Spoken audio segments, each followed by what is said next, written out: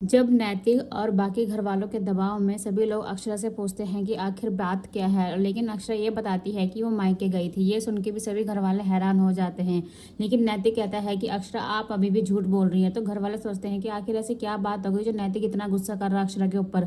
मोहित भी जो होता है वो बात को समझ जाता है और वो रोकने की कोशिश भी करता है नैतिक को, लेकिन नैतिक कहता है कि ये हमारे घर का मामला है, तो प्लीज जा यहाँ से।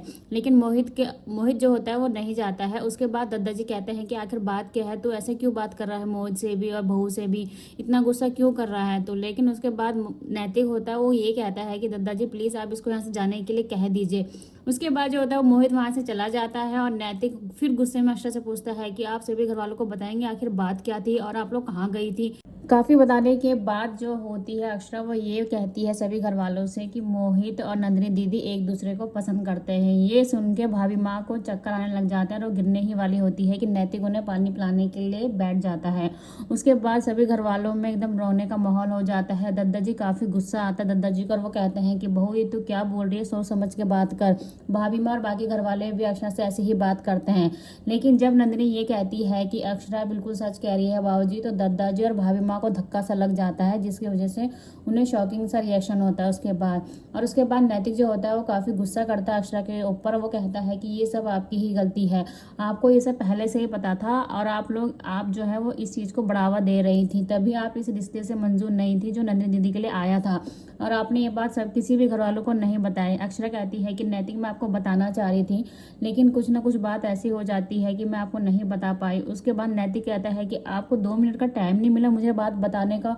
फिर उसके बाद सभी घर वाले अक्षरा से ये भी पूछते हैं कि आखिर उसे ये बात कब से पता थी। अक्षरा कहती है कि कम से कम 1 महीना पहले से मुझे ये बात पता है। ये सुन के भी सभी घर वाले शॉक हो जाते हैं। गायत्री जो होती है वो ये कहती है कि बहू ये सब तुम्हारे घर में होता होगा, लेकिन हमारे घर में आज तक ना कभी ऐसा हुआ और ना ही कभी होगा। सभी घर वाले अक्षरा से काफी नाराज हो जाते हैं। नंदिनी भी काफी परेशान होती है और रोती रहती है।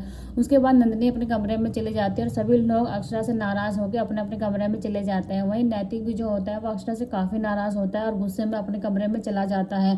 अक्षरा उसको रोकने की कोशिश भी करती है और कहती है कि वो उसकी बात सुने, लेकिन नैतिक मना कर देता है। उसके बाद आपको ये दिखाया जाएगा कि दादाजी रोते हुए अपने कमरे में बैठ जाते हैं। तभी वहां पे भाभी माँ भी आती है और भाभी माँ जो होती है वो दादाजी को संभालने की कोशिश करते हैं और वो दोनों एक दूसरे का सहारा बनते हैं। दादाजी कहते हैं कि क्या गलती कर दी, आखिर हमने कहाँ कमी करी नंदिनी को पालने में पोसने में, आज तक उसने जो चीज कही है हमने उसको ला कर दी है, लेकिन ये ऐसा करेगी हमें कभी लगा भी नहीं था, ना ही हमने कभी सोचा था।